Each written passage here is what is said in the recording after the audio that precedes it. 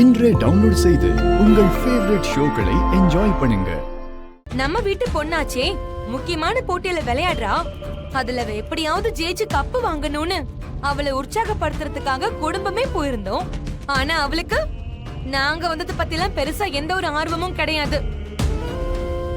அந்த மேட்ச் ஆரம்பிச்சதுல இருந்து முடிஞ்சு அவ கப்பு வாங்குற வரைக்கும் அவ புருஷன் வரல. அது ஒண்ணுதான் அவளுக்கு குறை.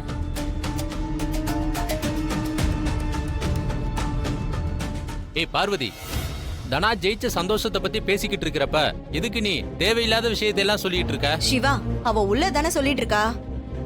எனக்கே ஏன்டா அந்த போட்டிக்கு போனோன்னு ஆயிடுச்சு. போட்டி எல்லாம் முடிஞ்சு சாவகாசமா அவன் வந்தா.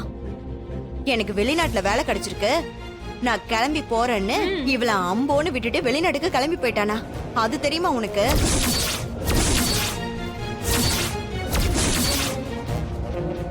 பத்மா, இந்த விஷயம் உனக்கு எப்படி தெரியும்? ஆமா, நம்ம வீட்ல என்ன நடக்குதுன்னு நம்ம வீட்டு ஆளுங்களுக்கு தெரியறதுக்கு முன்னாடி இந்த ஊருக்கே தெரிஞ்சிருதே. அங்க சுத்தி இங்க சுத்தி கடைசியா நம்ம காதுக்கு வரும்போது அட அப்படியான்னு கேட்டு நம்மளே தெரிஞ்சுக்க வேண்டியதா இருக்கு. குடும்ப விஷயம்னு கமுக்கமா வச்சுக்கணும்னு நினைச்சா ஊருக்கு தெரியாம போயிடுமா என்ன?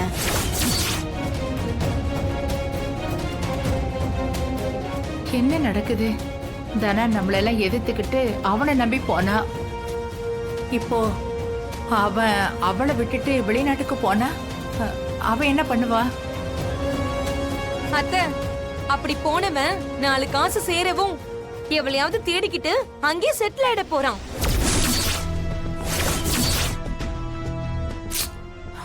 ஏய் பார்வதி, ஓ வாயில இருந்து நல்ல வார்த்தையே வராதா?